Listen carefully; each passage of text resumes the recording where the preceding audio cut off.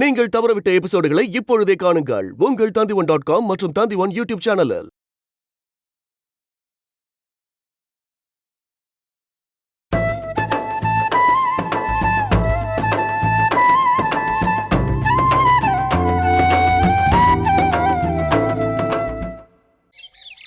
மணியரசு நல்லா இருக்காரா?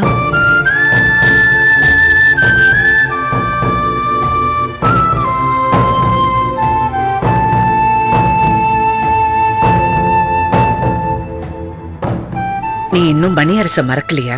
முயற்சி பண்ணிட்டு இருக்கேன். இப்ப கூட அவர் பேர்ல அர்ச்சனை பண்ணதான் கோயிலுக்கு வந்திருக்கேன். மணியரசு பேர்ல அர்ச்சனை பண்ணியா? எனக்கு கிடைக்கலனாலும் அவரு நல்லா இருந்தா அதுவே எனக்கு சந்தோஷம் தானே. நான் எப்ப இந்த கோயிலுக்கு வந்தாலும் அவர் பேர்ல அர்ச்சனை பண்ணுவேன். இப்பதான் எனக்கு தெரியுது மணியரசு ஏன் குடும்பத்தெல்லாம் விட்டுட்டு ஓடி வந்து உன்னை கல்யாணம் பண்ணிக்கணும்னு நினைச்சது.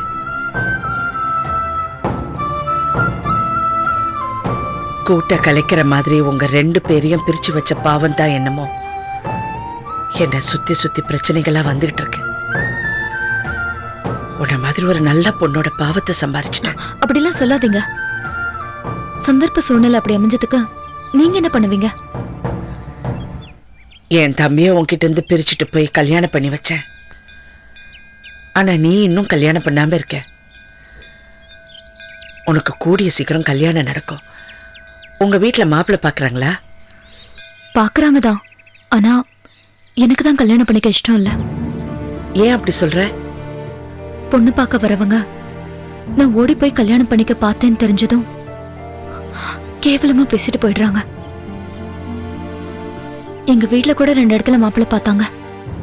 ஆனா அவங்க விசாரிச்சுட்டு பதிலே சொல்ல மாட்டேங்கிறாங்க. உங்க குடும்பம் மாதிரி ஒரு நல்ல குடும்பம் எனக்கு கிடைக்கட்டும், அப்புறம் பார்க்கலாம். கண்டிப்பா உனக்கு ஒரு நல்ல வரன் அமையும். சம்பந்தம் இல்லாம ஒரு குடும்பத்துல மாப்பிள்ளைய பாக்குறத விட உங்க குடும்பத்திலே மாப்பிள்ளைய பார்த்தா என்னை பத்தி தெரிஞ்சிருக்கும். என் வாழ்க்கைய நிம்மதியா இருக்கும்ல.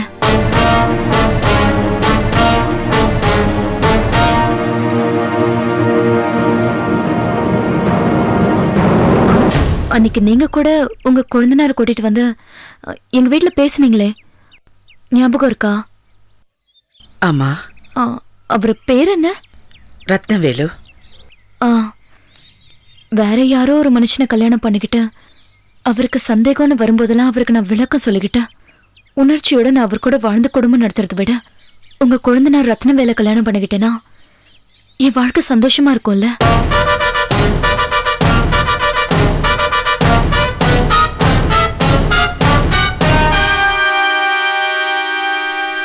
இந்த விஷயத்தை பத்தி எங்க அம்மா கிட்ட கூட நான் சொன்னேன். ஆனா அவங்க உங்க குடும்பத்துக்கும் எங்க குடும்பத்துக்கும் பகை இருக்கிறதுனால எப்படி போய் கல்யாண பேச்சு பேசுறதுன்னு ரொம்ப யோசிச்சாங்க. ஆனா நான் கண்டிப்பா சொல்லிட்டேன்க்கா, எனக்கு கல்யாணம்னு ஒண்ணு நடந்தா அது உங்க குடும்பத்துலதான் நடக்கணும்னு.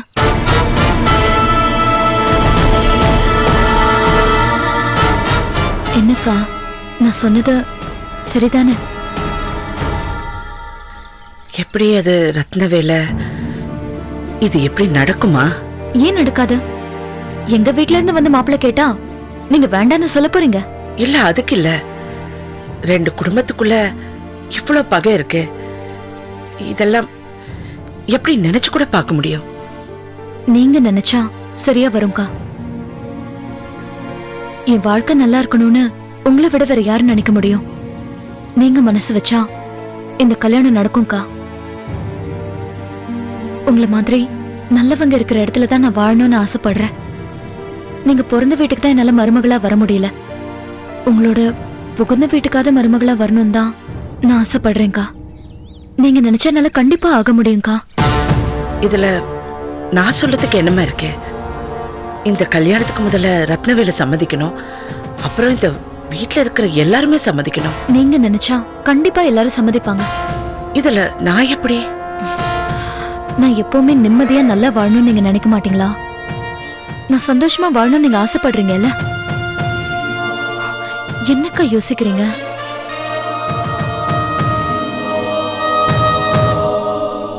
எனக்கு கொஞ்சம் டைம் கொடு. என் வீட்டில் இப்போ நிறைய பிரச்சனைகள் இருக்கு. நான் கொஞ்சம் யோசிக்கணும். பார்க்குறேன், நான் பேசி பார்க்குறேன்.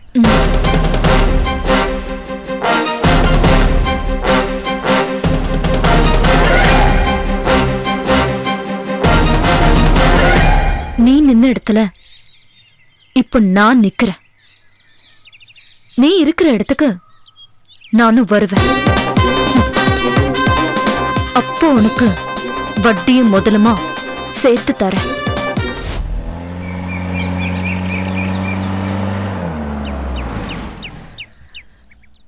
சச்சின், தாமரை, இங்க வாங்க. ஐயா ஐஸ்கிரீம் ஐஸ்கிரீம். இந்த ஐஸ்கிரீம். தேங்க் யூ அத்தா. தேங்க் யூ அத்தா. சாப்பாடு நேரத்துல ஐஸ்கிரீம் குடுக்கறது பாத்தியா? நாத்தனாருங்களுக்கு ஐஸ் வைக்கிறதுக்காக தான் குழந்தைங்களுக்கு இந்த ஐஸ். இந்த டெக்னிக்லாம் நம்ம கிட்ட எடுபடாது. அத்தா அத்தா இன்னொரு ஐஸ்கிரீம் அத்தா. ஏய், இன்னையோட கோட்டா முடிஞ்சு போச்சு. அத்தா எனக்கும் இன்னொரு ஐஸ்கிரீம் கொடுங்க அத்தா. உனக்கு ஜலதோஷம் பிடிச்சிருக்குடே. அது பரவாயில்ல அத்தா. ப்ளீஸ் டாக்டர் அத்தா போய் சரி இன்னொரு பண்ணிடலாம் ப்ளீஸ். இன்னைக்கு கோட்டா முடிஞ்சு போச்சு. இது சாப்பிட இல்லைன்னா அதுவும் கிடைக்காது. போ போ. ஓகே. ஐயே, குழந்தைங்க தான் ஆசைப்படுதுல, இன்னொன்னு கொடுத்தா எனக்கு குறைஞ்சா போயிடுறாங்க. எல்லாம் கஞ்சத்தனம் தான். பணம் செலவாகும்னு கணக்கு பாக்குறாங்க. நம்ம வீட்டு குழந்தைங்க சாப்பிட்டா சொத்து அழிஞ்சிட போது ஏதாவது கணக்கு பார்க்க விவசாய வேண்டாம். சும்மா தொட்டு தொண்ணூத்து கணக்கு பார்த்து அதானே, வெறும் ஐஸ்கிரீம்காகவா குழந்தைங்களை எங்க விடணும்? பொள்ளைய பெத்திருந்தா தானே அதெல்லாம் தெரியறதுக்கு. இன்னைக்கு குழந்தைங்க சாப்பிட்ற ஐஸ்கிரீமை கட் பண்ணுவாங்க, நாளைக்கு சாப்பாடுக்கு வைக்கிற உலையில அரிசியை கட் பண்ணுவாங்க. அதுக்கு முன்னாடி நம்ம சுதாரிச்சுக்கணும். அதான் புத்திசாலித்தனம். என்னத்த சுதாரிச்சுக்கிறது? கேள்வி கேட்க வேண்டிய அண்ணனே மங்குடி மாதிரி சும்மா இருக்கும்போது நாம என்ன பண்ண முடியும்? அதுக்காக அண்ணின்ற பேர்ல அவங்க பண்ற அநியாயத்துல பொறுத்துட்டு இருக்க முடியுமா? இங்க பேசுறதெல்லாம் நல்லா தான் பேசுற, ஆனா அந்த மேடத்துக்கிட்ட உன்னால பேச முடியுமா? எனக்கு ஒன்றும் பயம்லாம் கிடையாது. என்னால பிரச்சனை வர வேண்டாம்னு தான் பாக்குறேன். உன்னால இந்த வீட்டுல எத்தனையோ பிரச்சனை வந்திருக்கு. நீயா பிரச்சனைக்கு யோசிக்கிறாளு? அண்ணினா பயம்னு வெளிப்படையா சொல்லிட. ஏன் புருஷன் எதுக்கு அவங்கள பார்த்து பயப்படணும்? இவர் என்ன அவங்க வச்ச ஆளா? அப்படிதான் அவங்க சொல்லிக்கிட்டு இருக்காங்க. என்ன சொன்னாங்க? எதுக்கு அதெல்லாம் விட்டுடு. இங்க பாருங்க, நானும் அவங்க வந்த வழியிலேயே இந்த வீட்டுக்குள்ள மருமகளா வந்தவதான். நான் ஒண்ணு திருட்டுத்தனமா கொல்லப்புற வழியா வரல.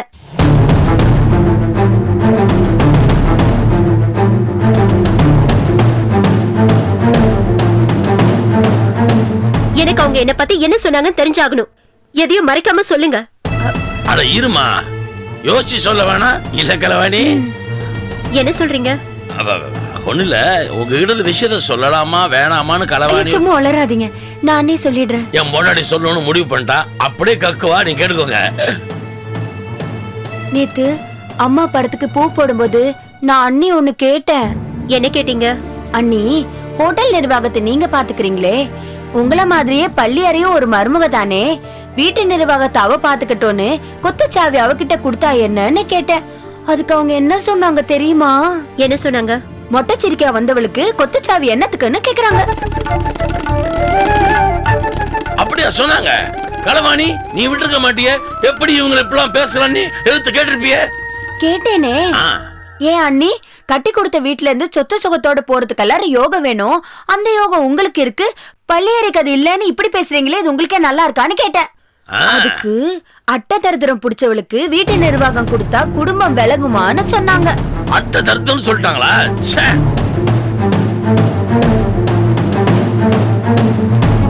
அவங்க இப்படி நாக்கு மேல பல்ல போட்டு பேசுறதுக்கு நீங்க இன்னும் செட்டில் ஆகாம இருக்கிறது தான் காரணம். கரெக்டா சொன்ன களவாணி. நீங்களே ஒரு தொழில் பண்ணி முதலாளி ஸ்தானத்துல தான் அப்படி கண்ணவங்களாம் பேசுவாங்களா மாப்பிள்ள? முதல் வேலையை அம்பானிக்கு ஆப்போனன்ட் அட்லீஸ்ட் ஒரு தொழிலதிபர் ஆகணும். நான் ஒன்றும் திறமை இல்லாதவன் இல்ல. தொழில் ஆரம்பிக்கிறா முதலீடு வேணும். எனக்கு யார் கொடுப்பா? பணம் இல்லைன்னா கேட்க வேண்டியதானே, கேளு. இவ்வளவு பேச இல்ல, உன் நகை வித்து ஒரு 10 லட்சம் கொடு, நான் பெரிய லாய் காட்டுறேன். என்ன நீ, நான் பரிதாபப்பட்டு ஒரு யோசனை சொன்னா நீ என்கிட்டயே கேக்குற? மாப்பிள்ள, என் மொண்டாட்டி நகையை நானே கையால தொட்டு பார்த்ததில்ல, நீங்க அதை போய் கேட்கறீங்க. எப்படி தருவா? நான் நல்லா இருக்குன்னு நினைக்கிறேன். நீங்களே எனக்கு பணம் கொடுத்து உதவும் போது எனக்கு யார் கொடுப்பா? ஏன் அண்ணி இல்ல, அவங்கள கேளு. யாரு அவங்களா? நான் பிரச்சனையில இருக்கும் போதே பணம் கொடுத்து உதவல, இப்ப பிசினஸ் ஆரம்பிக்க பணம் கேட்டா கொடுத்துருவாங்களா? நீ இப்படியே சொல்லி சொல்லி ஒன்னைய ஒதுக்கிட்ட எப்படி மாப்பிள்ள? நீ அத்தைக்கு தானே பிறந்த, எல்லாத்திலும் உனக்கு பங்கு இருக்கு. யார் பணத்தை கேட்க போற? உன் பணத்தை கேட்க போற? கேளு, கேட்டு பாரு, அப்புறம் பாத்துக்கலாம் மத்ததெல்லாம். எந்த உரிமையில கேட்க சொல்றீங்க?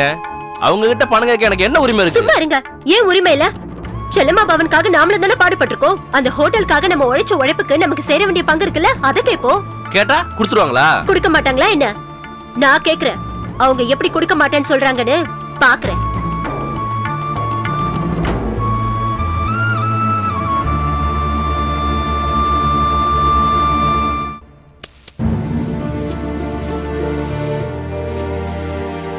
என்ன பள்ளியற? உங்ககிட்ட ஒரு முக்கியமான விஷயம் பேசணும். என்ன? உங்க குழந்தை புதுசா ஒரு தொழில் தொடங்கலான் இருக்காரு. தொழில் ஆரம்பிக்க போறீங்களா? என்ன தொழில்? அதெல்லாம் இனிமேதான் முடிவு பண்ணணும். நீங்க முதல்ல ஒரு 10 லட்சம் ரூபாய் பணம் கொடுங்க. நாங்க ஏதாவது ஒரு பிசினஸ் ஆரம்பிச்சே ஆகணும்.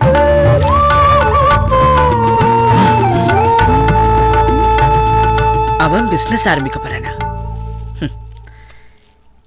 இங்க பாரு, இந்த காலத்துல தெரிஞ்ச தொழில் பண்றதுக்கே ஏகப்பட்ட ரிஸ்க் எடுக்க வேண்டியதா இருக்கே. இந்த லட்சணத்துல எப்படி தெரியாத தொழில் பண்ண போறீங்க? அது எங்க சாமர்த்தியம். உங்களால பணம் கொடுக்க முடியுமா முடியாதா? பள்ளியற, சுந்தரத்துக்கு இப்ப அஷ்டமத்து சனி நடந்துட்டு இருக்கு. இப்ப தொழில் ஆரம்பிச்சா எதுவுமே சரியா வராது. இன்னும் 1.5 வருஷம் போட்டோம்.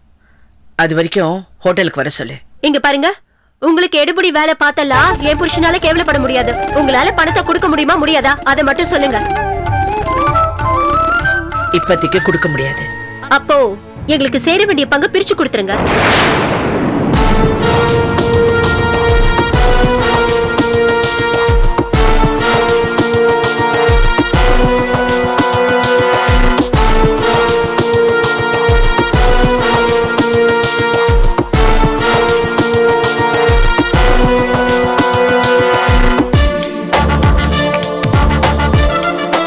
இன்னைக்கு சொத்தை பிரிக்க ஏற்பாடு பண்ணுங்க. சொத்துன்னு இருக்கிறது இந்த ஒரு வீடு தான். அத பிரிக்கணுமா? ஏன்? அதான் செல்லம்மா பவன் இருக்குல்ல.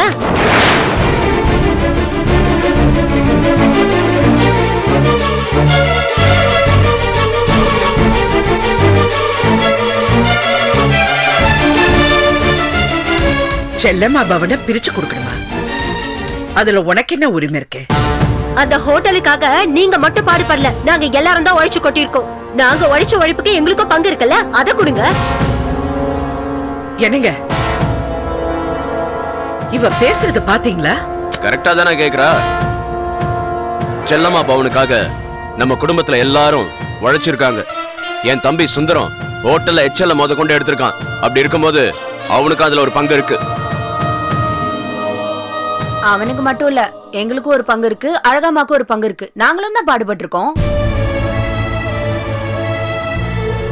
ஆடிக்கும் அமாவாசைக்கும் ஹோட்டலுக்கு வந்தா அதுக்கு உங்களுக்கு பங்கு இருக்கா?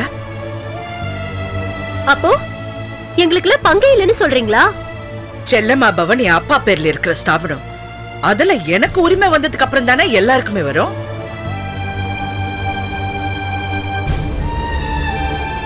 ஹோட்டல்ல தான் உங்க வீட்டுல சீதனமா கொடுத்துட்டாங்கல்ல. பாத்துக்க சொல்லி கொடுத்தாங்க, பாத்துக்கிட்டு இருக்கோம். ஹோட்டல் கணக்கு வழக்கெல்லாம் இன்னும் என் அப்பா பேர்ல தான் இருக்கு. அப்போ எங்க குடும்பத்துக்கும் ஹோட்டலுக்கும் எந்த சம்பந்தமும் இல்லங்கறியா? ஏங்க அப்படியெல்லாம் சொல்லலையே. வேற எப்படி? பின்ன நீங்க சொல்றதுக்கு என்ன அர்த்தம்? இந்த பாரு, எதுவா இருந்தாலும் புரிஞ்சுக்கிட்டு பேசு. எங்களுக்கு புரிஞ்சு போச்சு. எங்க எல்லாரும் உழைப்பிய வாங்கி ஹோட்டலை தூக்கி நிறுத்தி அத உங்க குடும்பத்துக்கு தாரவத்து கொடுக்கணும்னு நினைக்கிறீங்க. ஏன் இப்படி சம்பந்தம் இல்லாம பேசுறீங்க? மச்சான், முதல்ல செல்லம்மா பவன் யாருக்கு சொந்தம்னு முடிவு பண்ணி ஆகணும். அது எல்லாருக்கும் பொதுவான ஹோட்டல். அது எப்படிங்க? செல்லம்மா பவன் வளர்ச்சிக்காக இந்த குடும்பமே உடைச்சு கொட்டி இருக்கு. குறிப்பா இந்த கட்டத்தொரையோட உடம்பு அந்த ஹோட்டலுக்காக உடைச்சு உடைச்சு ஓடா தேஞ்சு போயிருக்கு. என்ன சகல? எந்த ஒரு ரியாக்ஷனும் காணோம். முதல்ல அந்த ஹோட்டலை 6 பங்கா பிரிங்க. அது சொல்றதுக்கு நீ யாரு? நான் யாரா? இந்த வீட்ல நீங்க ஒரு மருமகனா, நானும் ஒரு மருமக தான். இந்த குடும்பத்துல எனக்குன்னு ஒட்டுறது ஒட்ட வேண்டாமா? செல்லம்மா பவன் மட்டும் இல்ல மச்சான், உங்க மாமா குடும்பத்தில இருந்து நம்ம அத்தைக்கு வர வேண்டிய சொத்தை கூட இன்னும் பிரிச்சு கொடுக்காம இருக்காங்க. ஏன் உங்க பொண்டாட்டி செல்லம்மாக்க பங்கு எவனும் பிரிச்சு கொடுக்கலையே? நம்ம குடும்பத்துக்கும் அவங்க குடும்பத்துக்கும் ஆகாதுன்னு ஆனது பிறகு நம்ம சொத்து ஏன் அங்க இருக்கணும்? 4 பெரிய மனுஷன் வச்சு பேசி சொத்தை பிரிக்க சொல்லு. நம்ம ஷேரை வாங்கும் மச்சான். சகல என்ன பேச்சு பேசுற? இருக்கிற பிரச்சனை பத்தாதுன்னு இதுல சொத்து பிரச்சனை வர கொண்டு வரியா? அவங்க வீட்டு விஷயத்த அவங்க பார்த்துப்பாங்க. நீ இந்த வீட்டுக்கு வந்த மாப்பிள, தேவையில்லாம ஒன்னும் பேசாத. நியாயத்தை பேச வந்தா பேசாம ஏமாய மூடுற. அத்தை செத்ததுக்கு அப்புறம் மாப்பிள்ளைய நாம தான் பாத்துக்கணும். மாப்பிள்ளை நல்லா இருந்தாவா நாம நல்லா இருக்க முடியும். நம்ம அத்தை செத்தோம், இன்னும் சொத்தை பிரிச்சு தரவே இல்ல. அப்படி ஒவ்வொருத்தரும் நம்ம வீட்டுல மண்டையை போட்டுருவோம். மொத்த சொத்து அந்த குடும்பமே அடிச்சு போயிடுமா? அவங்க பரம்பரை மட்டும் நல்லா இருக்கணும், நம்ம மட்டும் அழிஞ்சு போயிடுமா? என்ன பேச்சு பேசுற மச்சான்? முதல்ல ஷேரை பிரிக்க சொல்லு, விடாத. அது அவங்க பிரச்சனை, அவங்க பார்த்துப்பாங்க. கொஞ்சம் சுமாரு மச்சான். இவங்க எல்லாம் சொல்றாங்களேன்னு எந்த முடிவும் அவசரப்பட்டு எடுத்துறாதீங்க மச்சான். நான் முடிவு பண்ணிட்டேன். நமக்கு சேர வேண்டிய சொத்து உடனே வந்தாகணும். சொத்தை உடனே பிரிச்சாகணும். அது ஈக்குவல் ஷேரா பிரிச்சாகணும். என்னங்க நீங்க நீங்க கேட்கலன்னா கூட என் வீட்டுல கூப்பிட்டு கொடுப்பாங்க. அதுக்குள்ள நாமளா சொத்தை கேட்டு மனச கஷ்டப்படுத்த வேண்டாமே. எங்க அம்மாவையே கொன்னுட்டு இல்லன்னு சொன்னவங்க எப்படி கூப்பிட்டு சொத்தை கொடுப்பாங்கன்னு நம்ப சொல்ற? நீங்களே இப்படி பேசுறீங்கன்னா என்னங்க அர்த்தம்? நீ எதுவும் பேசாத மச்சான். சித்தப்பாவை நம்ம பங்காளிங்க 2 பேரும் கூட்டிட்டு போய் எனக்கு சேர வேண்டிய சொத்தை நான் கேட்டேன்னு கேட்க சொல்லுங்க. சகல கொஞ்சம் சுமாரு மச்சான். பெரியப்பா ஜெயில இருக்காரு, அதனால அவங்க வீட்டுல எல்லாரும் மன கஷ்டத்துல இருக்காங்க. இந்த நேரத்துல போயிட்டு சொத்தை பிரிச்சு கேட்க சொல்றீங்களே? எவன் எந்த நிலைமையில இருந்தாலும் பரவாயில்ல, எனக்கு சேர வேண்டிய சொத்தை எனக்கு வந்தாகணும். சித்தப்பாவை இன்னைக்கே கேட்க சொல்றேன். எங்க உங்களை கெஞ்சி கேக்குறேன், நீங்களா கேட்டு உங்க மரியாதையை கெடுத்துக்க வேண்டாம். எனக்காக நீங்க கொஞ்சம் பொறுமையா இருங்க. உன் குடும்பத்துல இருக்க உங்க குணம் தெரிஞ்சோம் என்னால இனிமே பொறுமையா இருக்க முடியாது. மச்சான் சித்தப்பா கூப்பிடுங்க. சொத்து நம்ம கைக்கு வந்தாச்சு, விடுங்க, நான் போய் கூட்டு தர்றேன்.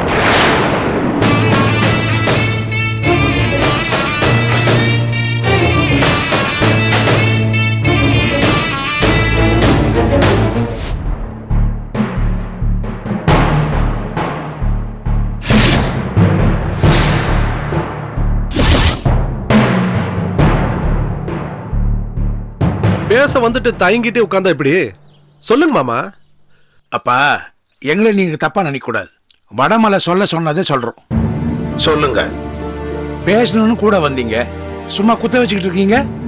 பேசுங்கப்பா. வடமலை பாகு பிரிவினை பண்ணிக்கலாம்னு சொல்லியிருக்கான்பா. பண்ணிக்க சொல்லுங்க. அவன் சொத்து அவன் பங்கு பிரிக்க போறான், அது ஏன்டா ஏன் கேட்கணும்? அவன் எங்கப்பா சொத்து சேர்த்து வச்சிருக்கான் பங்கு போடுறதுக்கு? அப்ப யார் சொத்தை பாக பிரிவினை பண்ண போறான்? உங்க சொத்தை தான்ப்பா.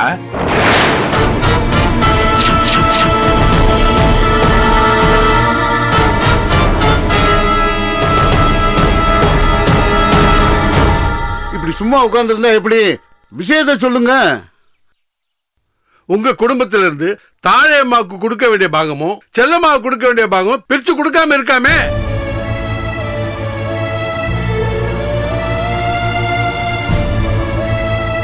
அததான் பிரிச்சு கொடுக்க சொல்லி கேட்கறான் உன் மச்சான். என்ன அவனுக்கு புத்தி கிதி கெட்டு போச்சா? யார் விட்டு சொத்தை யார் பங்கு கேட்கறது? ஏப்பா, கேட்கற உரிமை இருக்கிறதுனால தானே கேட்கறான். என்ன உரிமை இருக்கு? அவ அம்மா உன் வீட்டுல பிறந்தது தானே, அதுக்காக பங்கு கொடுத்துட முடியுமா? இத பாருப்பா, உங்க தாத்தா ஆதீனம் விலகி பர்மாவில சம்பாதனம் பண்ணவராச்சே. பிள்ளைங்களுக்கு சொத்து பத்துன்னு நல்லா தானே சேர்த்து வச்சுட்டு போயிருக்காரு. அவரு தேடி வச்சதெல்லாம் வித்து தானே எங்க அத்தைக்கே கல்யாணம் பண்ணாரு. 1967 எங்க அத்தைக்கு கல்யாணம் நடக்கும்போது நம்ம பக்கத்துல யாருமே செய்யாத அளவுக்கு வயிறு அட்டிகை போட்டு கட்டி கொடுத்த குடும்பமே எங்க குடும்பம். ஏப்பா, அந்த காலத்துல நகை பண்ண சல்லி காசு தானே. அன்னைக்கு விலைவாசிக்கு அது அதிகம் தாங்க. இப்படி சொன்னா எப்படிப்பா? சொல்லுங்க உங்க பங்காளி கிட்ட. அவங்க அம்மாவுக்கு கல்யாணம் பண்ணி கொடுத்ததுனாலதான் எங்க தாத்தா ஓட்டாண்டியா போனாருன்னு. என்ன சொல்றாங்க அவங்க? உங்க அம்மாவுக்கு கல்யாணம் பண்ணும்போது வயிறு அடிக்க கொடுத்தாங்களாம், அதனால உங்க தாத்தா ஓட்டாண்டி ஆயிட்டாராம். அவங்க சொல்றதை கேட்கறதுக்கு எங்க அம்மா உயிரோட இல்லன்னு அவங்க என்ன வேணாலும் சொல்லுவாங்களா? அப்பா, நீ சொத்தை பிரிச்சு கொடுங்கறதுனால தான் இவ்வளவு பேசுறாங்க. அவங்க சொல்றாங்கன்னு கேட்டுக்கிட்டு நீங்களும் வந்திருக்கீங்களே. இந்த பாருங்க, கூட பிறந்தவங்களுக்கு கல்யாணம் பண்ணி வைக்கிறது அவங்களோட கடமைங்க. வாஸ்தவம் தான். அது அங்க போய் சொல்லுங்க. பொண்ணுக்கு கல்யாணம் பண்ணி கொடுக்கறது கடமையில சேர்த்திங்கறாங்கப்பா. அவன் நேத்து பிறந்த பையன். எங்க அத்தை குடும்பத்தை நிறைச்சு பார்க்கணும்னு ஆசைப்பட்டதுனாலதான் எங்க குடும்பத்துல பள்ளமே விழுந்தது. ஊர் பக்கம் இருக்கிற எங்க அப்பாவுடைய வயசாளுங்களுக்கெல்லாம் தெரியும். உங்க பங்காளிக்கு சந்தேகம் இருந்தா ஊர் பக்கம் போய் விசாரிக்க சொல்லுங்க. ஊர்ல போய் விசாரிக்க சொல்றாங்க. நான் எதுக்கு சித்தப்பா விசாரிக்கணும்? நீங்க ஆத்திரப்படாதீங்க. வா, அண்ணனுங்க என்ன பேச்சு பேசுறாங்க பார்த்தல. சரி, நீங்க கொஞ்சம் பொறுமையா பேசுங்க. இனிமே என்னால பொறுமையா இருக்க முடியாது. சித்தப்பா, எங்க அம்மா வகையில வர வேண்டிய சொத்து எதுவும் இல்லைன்னு சொல்லிட்டாங்கல்ல. இவ இருக்கால, இவளுக்கு என்ன சொல்றாங்க கேளுங்க சித்தப்பா. செல்லம்மா பங்குக்கு என்ன சொல்றீங்கன்னு கேட்க சொல்றான். எங்க அப்பன் கல்லு கட்டையா இருக்கும்போது சொத்தை பிரிக்கிற அளவுக்கு என்னங்க தேவை வந்துருச்சு? என்னைக்கு இருந்தாலும் பிரிச்சு கொடுக்க போறதானப்பா. சொத்து தானே, எப்ப கொடுக்கணும்னு எங்களுக்கு தெரியும். சொல்லி வைங்க உங்க பங்காளி கிட்ட. நடுவுல கத்திக்கிட்டு இருந்தா ரணகளம் ஆயிடுவான் அவன். எல்லாத்துக்கும் நானும் தயாரா தான் இருக்கேன். இவன் அப்பன் கண்ணோடவே இவளுக்கு வர வேண்டியது வந்தாகணும். வாங்காம நான் விட மாட்டேன். தெரியாம கேக்குற, பொண்டாட்டி வீட்டுல இருந்து வாங்கி போடணும்னு ஆசைப்படுறானே, இவெல்லாம் மனுஷனா? கூட பிறந்தவளுக்கு சேர வேண்டியதை எடுத்துக்கணும்னு நினைக்கிறானே, அவெல்லாம் ஒரு மனுஷனா? நாங்க ஒண்ணு எடுத்துக்கணும்னு நினைக்கல. தங்கச்சி மேல உள்ள பாசத்துல அவ குடும்பத்துக்கு கணக்கு வழக்கு இல்லாம கொடுத்துட்டோம். எங்க அப்பா 22 வருஷமா கட்டி காத்த அந்த ஹோட்டல் தொழிலே எங்க தங்கச்சிக்கு கொடுத்துட்டோம். அவங்க எங்க விட்டு கொடுத்தாங்க? 10 பைசா கூட போனி ஆகாத அந்த ஹோட்டலை பாத்துக்கோங்க மாப்பிள்ளை தலையில கட்டி வச்சாங்க. நான் தான் 12 வருஷம் கஷ்டப்பட்டு தூக்கி நிறுத்தினேன். இந்த ஹோட்டல்ல அவங்க எனக்கு கொடுத்த கணக்குல வராது. அது முழுக்க முழுக்க என்னோட உழைப்பு. இவன் ஒண்ணும் உழைச்சி தூக்கி நிறுத்தல. எங்க அப்பாவுடைய ராசிக்கு தன்னால வளர்ந்த தொழில் இது. என் திறமையெல்லாம் அவங்க ஒத்துக்க வேண்டாம். எனக்கு வர வேண்டியதுக்கு என்ன சொல்றாங்க? தரேன்னு சொல்றாங்களா, முடியாதுன்னு சொல்றாங்களா? இது வரைக்கும் ஆண்டு அனுபவிச்சுட்டு இருக்கிறது பத்தாது அவனுக்கு. நான் என்ன ஆண்டு அனுபவிச்சுட்டு இருக்கேன்? இன்னைக்கு வரைக்கும் ஹோட்டல்ல எனக்குன்னு போட்ட சம்பளத்தை தான் நான் எடுத்துட்டு இருக்கேன். அதை தவிர வேற என்ன பெருசா பார்த்துட்டேன்? 2 தங்கச்சிங்களுக்கு கல்யாணம் பண்ணி வச்சிருக்கான், 3 பிரசவம் பார்த்திருக்கான், அவன் தங்கச்சி பிள்ளைங்களை படிக்க வச்சுக்கிட்டு இருக்கான். இதெல்லாம் ஹோட்டல் தானே இடம் கொடுக்குது. இன்னைக்கு வரைக்கும் அந்த கணக்கு வழக்குலாம் என்ன ஏதுன்னு நாங்க கேட்டிருப்போமா? அவங்க குடும்பத்திலயும் ஹோட்டல்ல தான் பணம் எடுக்கிறாங்க. போன மாசம் அந்த கடற்கரையான் ஜாமீனுக்கு 15 லட்சம் இந்த ஹோட்டல்ல தான் பணம் போயிருக்கு. எங்க ஹோட்டல்ல நாங்க பணம் எடுக்கிறோம், அத கேட்க இவன் யாரு? அப்போ அது அவங்க ஹோட்டல் தானே? இவளுக்கு எந்த பங்கும் கிடையாதா? கணக்கு வழக்கெல்லாம் பார்ப்போம். இவர் என்ன எடுத்திருக்காரு, என்ன கொடுத்திருக்காருன்றதெல்லாம் சரி பண்ணுவோம். அதுக்கப்புறம் என்ன கொடுக்கலான்னு நாங்க முடிவு பண்ணுவோம். அது வரைக்கும் சொத்தெல்லாம் பிரிச்சு தர முடியாது.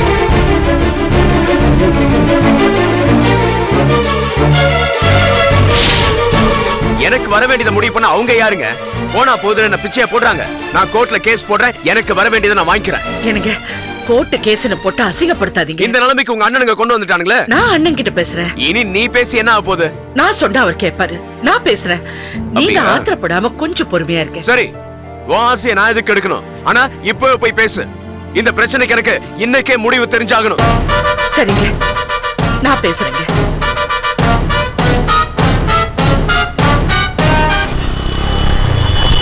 கொஞ்சம் வண்டி நிறுத்து. எதுக்கா? அந்த கடைக்கு போய் 100 ரூபாய்க்கு 20 ரூபாய் வெத்து பத்திரம் வாங்கிட்டு வாங்க. பத்திரம்? நீங்க போய் வாங்கிட்டு வாங்களே.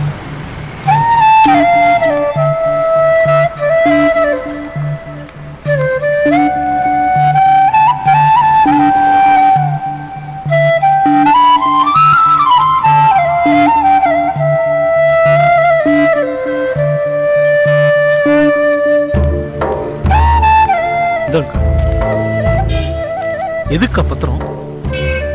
சொத்து வாங்குறதுக்காக என் புருஷன் கோர்ட் வரைக்கும் வந்துட்டாரு. கோர்ட்டுக்கு போறது என் அண்ணனுக்கு தெரிஞ்சா என் மேல உள்ள பாசத்துல மொத்த சொத்தையும் அவர் விட்டு கொடுத்துருவாரு. எனக்காக என் அண்ணன் எல்லா சொத்தையும் கொடுத்துட்டு அவர் கஷ்டப்படுறதை என்னால பார்த்துட்டு இருக்க முடியாது. அதான் அவர் நல்லா இருக்கணுங்கிறதுக்காக நான் இப்போ ஒரு காரியம் பண்ண போறேன். என்ன பண்ண போறீங்க?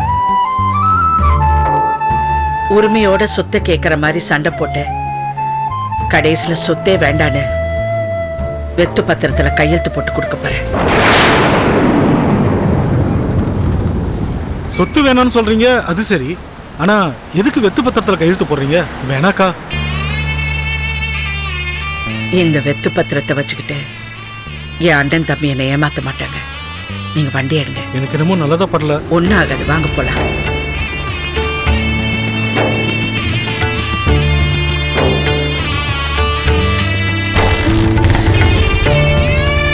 போலாமா? போலாம்.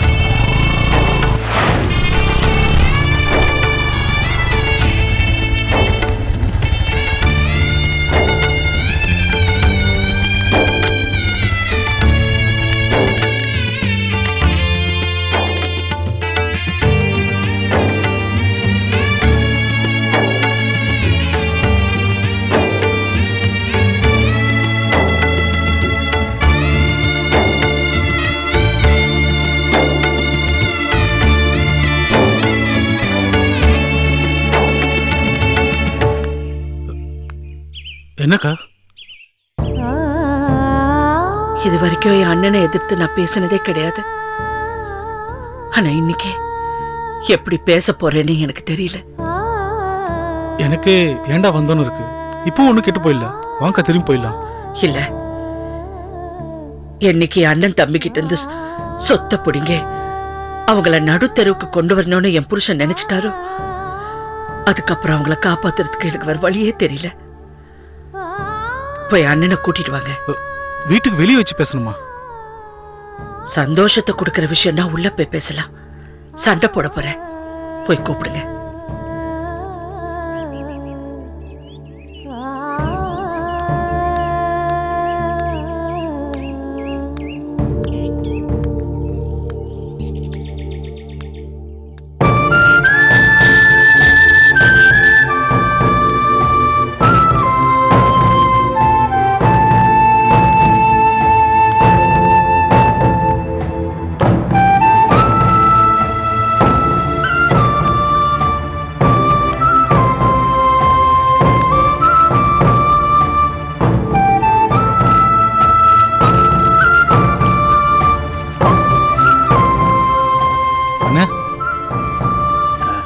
அட என்ன பைரவா திடீர்னு இந்த பக்கம்?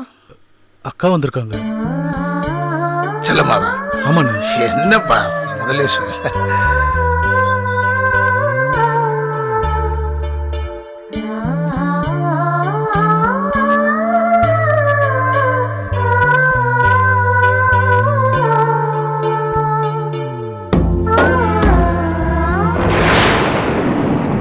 செல்லம்மா, செல்லம்மா, என்ன என்கிட்ட கொஞ்சம் மூஞ்சி திருப்பிட்டு இருக்க? இது ஓ வீடு, வெளியே நிக்கிற, உள்ளவாமா. பண்ற அக்கிரமம் எல்லாம் பண்ணிட்டு வீட்டுக்குள்ள வாட சொன்ன நான் வந்துடுவேனா?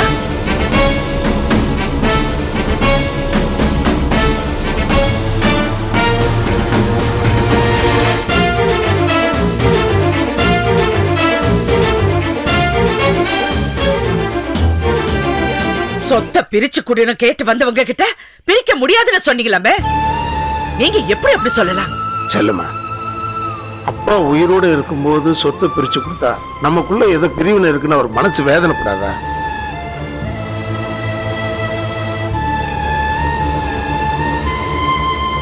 அதுவும் என் கைக்கு எது கிடைச்சாலும் முழுசா கொடுத்துதான் பழக்கமே தவிர உடைச்சு கொடுத்த பழக்கம் இல்லைம்மா. அதை மீறி உனக்கு இந்த மொத்த சொத்து வேணும்னு நீ ஆசைப்பட்டனா நாங்க மொத்தமா கொடுக்க ரெடியா இருக்கோம். ஆனா அது நமக்குள்ள பேசிக்கணும். நடுவுல உங்க வீட்டுக்காரர் யாரு பேசுறதுக்கு?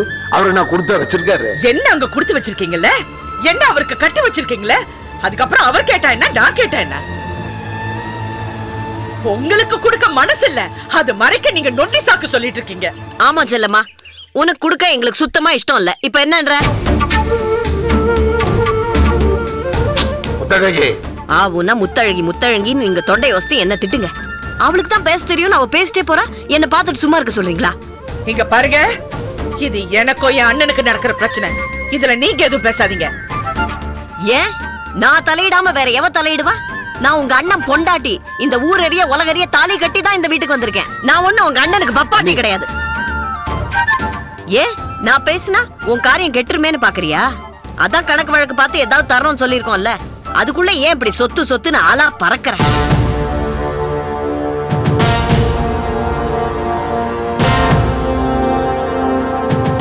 நீங்க கணக்கு வழக்கு பார்த்து குடுக்கிறதுக்கு எனக்கு என்ன பிச்சையா போடுறீங்க? எனக்கு சேர வேண்டியதை நீங்க எப்படி முடியாதுன்னு சொல்ல முடியும்?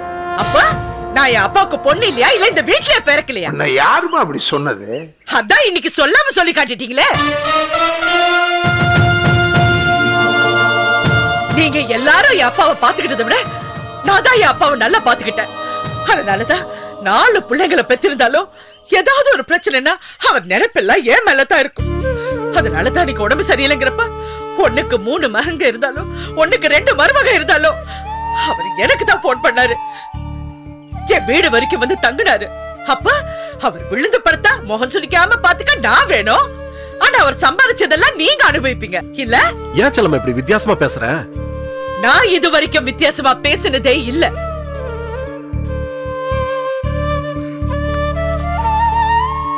இது வரைக்கும் உங்களை நான் அப்படி பேசினது இல்ல. அப்படி நினைச்சது கூட இல்ல. என் அண்ணன் தம்பிங்க என் கூட பிறந்தவங்க இல்ல, என் அப்பா ஸ்தானத்துல இருக்கிறவங்கன்னு நான் உங்களை உரியில வச்சு பெருமையா பார்த்திருக்கேன். ஆனா அந்த பெருமை எல்லாம் நீங்க ஒரே நாள்ல உடைச்சிட்டீங்க. இல்ல நான் தெரியாம தான் கேக்குறேன். ஆம்பளை பிள்ளைங்க தான் ஒசத்தி, பொம்பளை புள்ள மட்டன எந்த கேன பையன் சொன்னா? ஆம்பளை புள்ளைய பெத்தவன் தான் பொம்பளை புள்ளைய பெத்திருக்கா. ஆத்தா அப்பனுக்கு ஒண்ணுனா ஆம்பளை பிள்ளைங்க கண்ணீர் வடிக்கிறத விட பொம்பளை பிள்ளைங்க தான் அதிகமா கண்ணீர் வடிப்பாங்க. பிறந்த வீட்டுக்காக நாங்க வடிச்ச கண்ணீர் உங்க கால் பாதத்தை கழுவோம். இது வரைக்கும் நான் எந்த கோயிலுக்கு போனாலும் என்னுடைய முதல் வேண்டுதல் உங்களுக்காக தான் இருக்கும். வெடிஞ்சா எந்திரிச்சா நான் நல்லா இருக்கணும்னு நினைக்கிறத விட நீங்க நல்லா இருக்கணும்னு தான் நான் நினைச்சிருக்கேன்.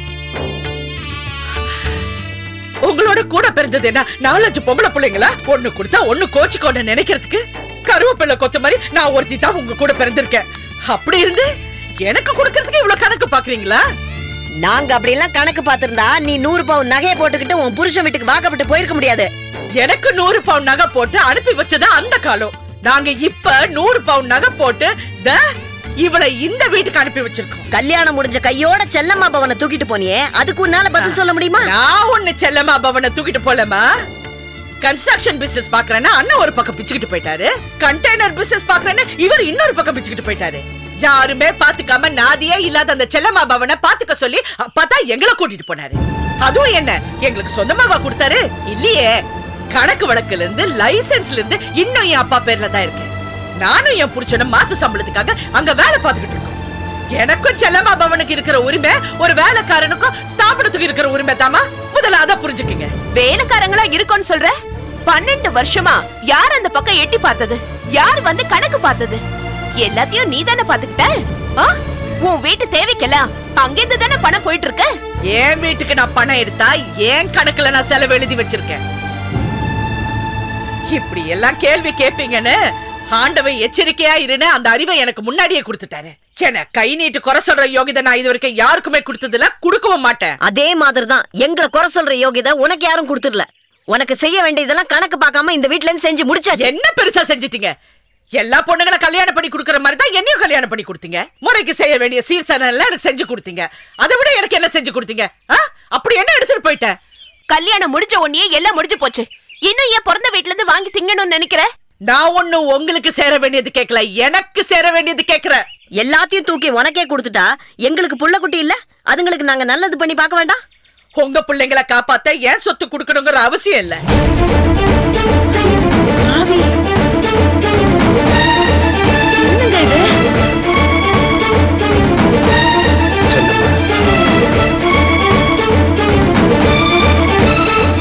பாத்தீங்களா பாத்தீங்களா என்ன வார்த்தை அவ வாயிலிருந்து வந்துச்சு பாத்தீங்களா? இப்ப புரியுதா உங்க தங்கச்சி சுயநலம் என்னன்னு?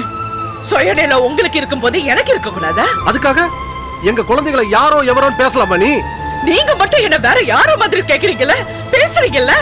ஆண்டவன் ஏன் உனக்கு குழந்தை பாக்கியமே கொடுக்கலன்னு இப்பதான் தெரியுது செல்லம்மா.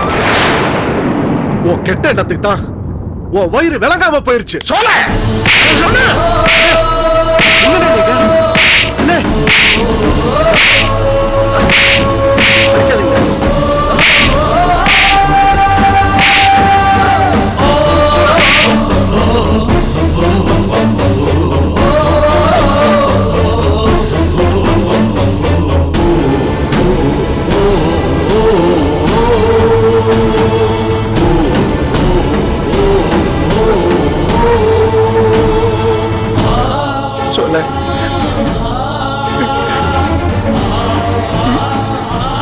ஏன்டா உன் புத்தி இப்படி போயிடுச்சு?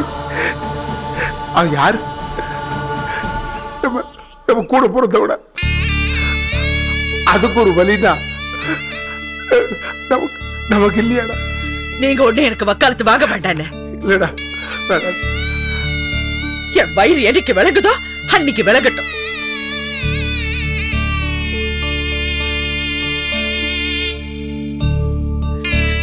இப்ப எனக்கு சேர வேண்டியதுக்கு என்ன சொல்றீங்க? முதல்ல அதுக்கு பதில் சொல்லுங்க.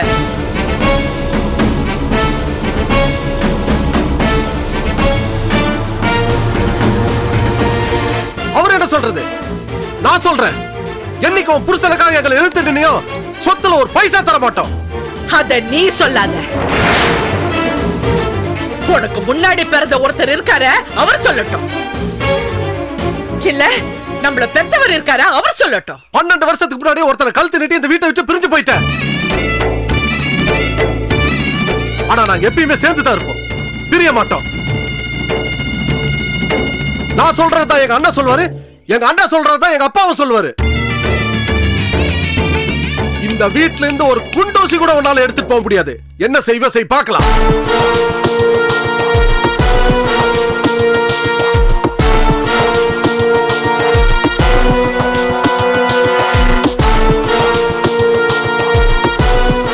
செல்லம்மா, நீங்க எதுவும் பேச வேண்டானே.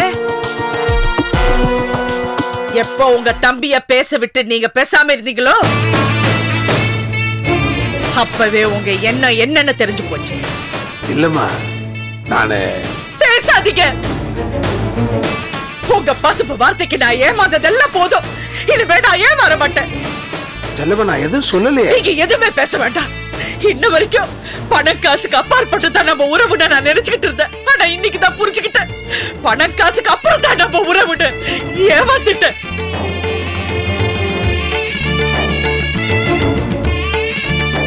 எனக்கு முன்னாடி பிறந்த உங்களுக்கு பெருந்தன்மை செத்து போயிருந்தாலும் உங்களுக்கு அப்புறம் பிறந்த எனக்கு இன்னும் உயிரோட இருக்கு.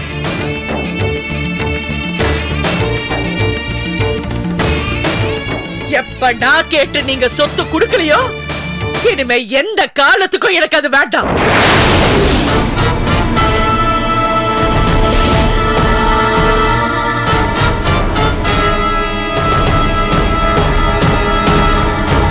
நீங்க எனக்கு விட்டு கொடுக்காதத நான் உங்களுக்கு மொத்தமா முழுசா விட்டு கொடுக்கறேன். என் பங்கையும் நீங்க சேர்த்து வச்சுக்கிட்டு நல்லா இருக்க.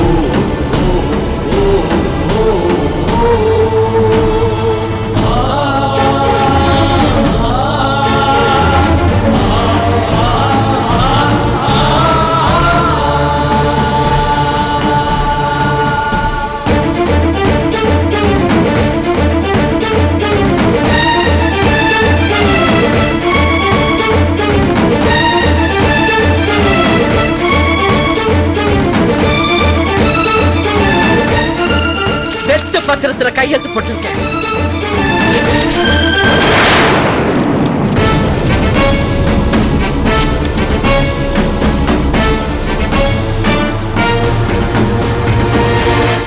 நான் சொத்தை வேண்டான்னு சொன்னேன்னு எழுதிக்கிட்டு நீங்களே எல்லா சொத்தையும் வச்சுக்கங்க.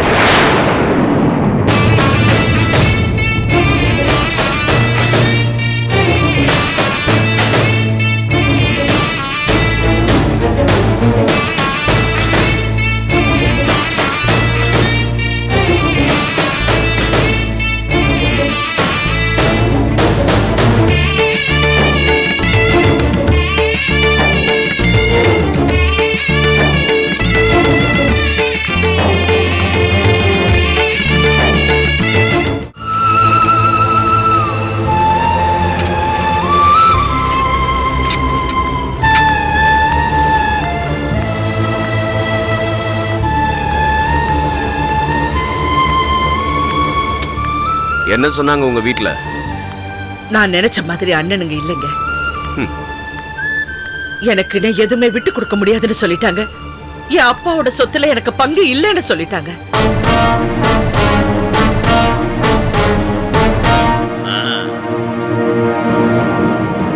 நான் சொன்னா கேட்பாங்கன்னு ஏமாந்து போய் வந்து நிக்கிறேன். எப்பவும் அண்ணன் அண்ணன் உயிரை விடுவியே, இப்போ அதுவும் அண்ணனுங்களை பத்தி தெரிஞ்சுக்க. தெரிஞ்சிட்டாங்க மச்சான். அக்காவுக்கு சொத்துல பங்கு இல்லைன்னு சொன்ன உடனே அக்கா எல்லாரும் நல்லா திட்டாங்க. அக்கா பேசுறத பார்த்து அங்க எல்லாருமே அரண்டு போயிட்டாங்க. அப்புறம் என்ன அண்ணே, நான் போய் பேசி பாக்குறேன்னு போன மகராசியே என்னால எதுவும் முடியாதுன்னு வந்து நிக்கிறாங்க. இனிமே எதுவா இருந்தாலும் நம்ம தான் முடிவு பண்ணணும். இனிமே முடிவு பண்றதுக்கு என்ன இருக்கு? மச்சான் தான் ஏற்கனவே செல்லம்மாக்கு சேர வேண்டிய சொத்தெல்லாம் அவங்க வீட்டு மேல கேஸ் போட்டு வாங்கலாம்னு முடிவு பண்ணிட்டாரே. சும்மா இரு நீ. என்ன பேச்சு பேசுற? குடும்ப பிரச்சனை கோர்ட்டுக்கு போறது நல்லா இருக்கா? மாமா, அவங்க இந்த நிலைமைக்கு கொண்டு வந்து விட்டதுக்கு அப்புறம் கேஸ் போடாம சொத்தை எப்படி நம்ம கைக்கு வரும்? அதானே கேஸ் போடுன. கேஸ் யார் பக்கம் ஜெயிக்குன்னு பாத்துடலாம். மாப்ள, வக்கீலுக்கு போனை போடுங்க, உடனே நோட்டீஸ் அனுப்ப சொல்லுங்க, பாத்துக்கலாம் நம்ம. வடமல, அட நீ சும்மா இருங்க மாமா, உங்களுக்கு ஒண்ணும் தெரியாது. மேடம், நான் வடமலை பேசுறேன். சொல்லுங்க சார். சொத்தை பிரிக்கிற விஷயமா நான் உடனே உங்களை பார்த்து பேசணும். வாங்க சார் பேசலாம். Thank you madam. வேண்டாங்க, அவங்க நமக்கு சொத்து கொடுக்கலனாலும் பரவாயில்ல, நாம அவங்க மேல கேஸ் போட்டு கேவலப்படுத்த வேண்டாம். அப்போ அப்படியே விட்டுலான்னு சொல்றியா? என் அப்பா வெளியே வந்த உடனே பேசிக்கலாம்.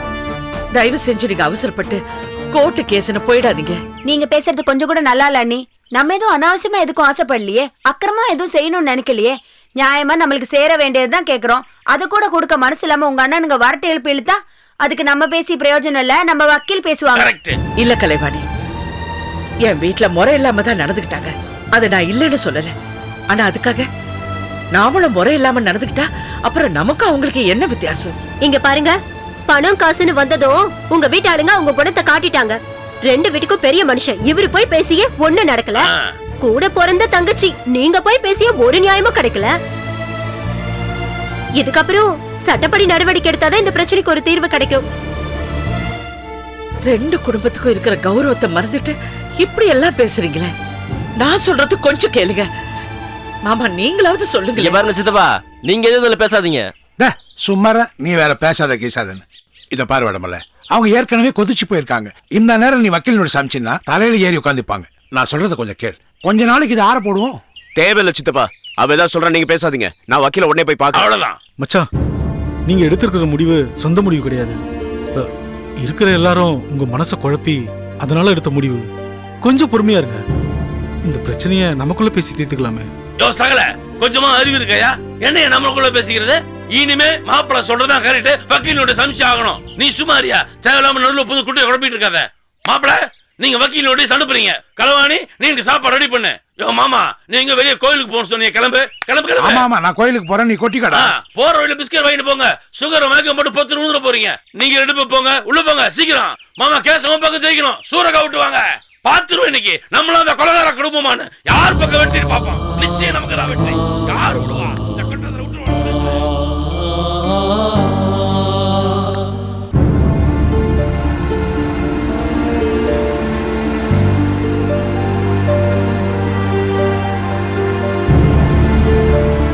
சார், நீங்க ஒண்ணும் கவலைப்படாதீங்க. இந்த கேஸ் கோர்ட்டுக்கு வந்தா நாம தான் ஜெயிப்போம். ஏன்னா இந்த கேஸ் அவ்வளவு ஸ்ட்ராங்கா இருக்கு. அப்ப நோட்டீஸ் அனுப்புங்க மேடம். அவசரப்படாதீங்க சார். நீங்க வழக்கமான கிளையண்டா இருந்திருந்தா நான் இன்னைக்கே என்னோட நோட்டீஸ் அனுப்பியிருப்பேன். ஆனா நீங்க வந்து ஃபேமிலி ஃப்ரெண்ட் ஆயிட்டீங்க. அதனால நான் சொல்றத கொஞ்சம் பொறுமையா கேளுங்க. நியாயமா உங்களுக்கு சேர வேண்டிய பாகத்தை கேக்குறீங்க. அதை கோர்ட்டுக்கு வந்து கேட்கணும்னு இல்லையே. நீங்களும் சரி, கடற்கரையானும் சரி, நல்ல குடும்பத்தை சேர்ந்தவங்க. நீங்க கொஞ்சம் மனசு வச்சீங்கன்னா உங்க பிரச்சனைய உங்களுக்குள்ளே பேசி தீர்த்துக்கலாமே. மேடம், எங்களுக்குள்ள பிரச்சனை முடியலன்னு தான் லீகலா ப்ரொசீட் பண்ணலாம்னு உங்களை அப்ரோச் பண்ணிருக்கேன். நீங்க இன்னொரு தடவை பேசி பாருங்களேன். சார், உங்க 2 பேர் குடும்பத்தை பத்தி எனக்கு ரொம்ப நல்லா தெரியும். ஏதோ சந்தர்ப்ப சூழ்நிலை தான் உங்களை இப்படி எதிராக்கி இருக்கே தவிர நீங்க எல்லாருமே ரொம்ப நல்ல மனுஷங்க. எல்லா சாமியும் தான் இருக்கிற இடத்துக்கு நல்லவங்க வர்றதை பார்த்தா ரொம்ப சந்தோஷப்படும். ஆனா கோர்ட்ல இருக்கிற நீதி தேவதை மட்டும்தான் தான் இருக்கிற இடத்துக்கு நல்லவங்க வர்றதை பார்த்தா கஷ்டப்படும். உங்களை மாதிரி ஆளுங்கள்லாம் கோவில் வாசல மிதிக்கலாம், ஆனா கோர்ட் வாசப்படி மிதிக்க கூடாது. எங்க அம்மாவோட தகனத்துக்காக நான் சுடுகாட்டு மண்ணையே மிதிச்சிட்டு வந்தவன். இனி இந்த கோர்ட்டு கேஸ் எல்லாம் எனக்கு கஷ்டம் இல்லை மேடம். எப்போ எங்க அம்மாவோட உயிர் கூட பிறந்த அண்ணனால போயிடுச்சோ அந்த நிமிஷமே எங்க குடும்பத்துல இருக்க மரியாதையும் போயிடுச்சு. அவங்க வேற நாங்க வேற ஆனதுக்கு அப்புறம் எங்களுக்கு சம்பந்தப்பட்ட சொத்து அவங்க கிட்ட இருக்க கூடாதுன்னு அப்பவே முடிவு பண்ணிட்டேன் மேடம். அப்பவே முடிவு பண்ணிட்டேன். கேட்டு விடுற மரியாதைக்கும் கேட்டுட்டேன். ஆனா எங்களுக்கு சாதகமா அவங்க கிட்ட இருந்து ஒரு வார்த்தை கூட வரல. இனி ஆள் மேல ஆளை விட்டு கெஞ்சி கூத்தாடி வாங்க வேண்டிய அவசியம் எனக்கு இல்லை மேடம். அதனாலதான் நான் உங்ககிட்ட வந்திருக்கேன். இது பாருங்க மேடம், நீங்க இந்த கேஸ் எடுத்து நடத்தணும்னா நடத்துங்க, இல்ல நான் வேற ஆளை பாத்துக்கிறேன். சார், உங்க சைடுல நீங்க எவ்வளவு ஸ்ட்ராங்கா இருக்கீங்கன்னு பாக்கிறதுக்காக தான் உங்க கேஸ்ல நான் காம்ப்ரமைஸ் பண்ற மாதிரி பேசினேன். எப்ப நீங்க உங்க முடிவை மாத்திக்கலையோ, இனிமே உங்க கேஸ்க்கு நான் தான் அட்வொகேட். இன்னைக்கே நான் கடற்கரையானுக்கு நோட்டீஸ் அனுப்பிடுறேன். Don't worry. அனுப்புங்க மேடம், உடனே அனுப்புங்க. இனி அடுத்து உங்களை பாக்குறது கோர்ட் வாசல்ல தான் இருக்கும். அனுப்புங்க.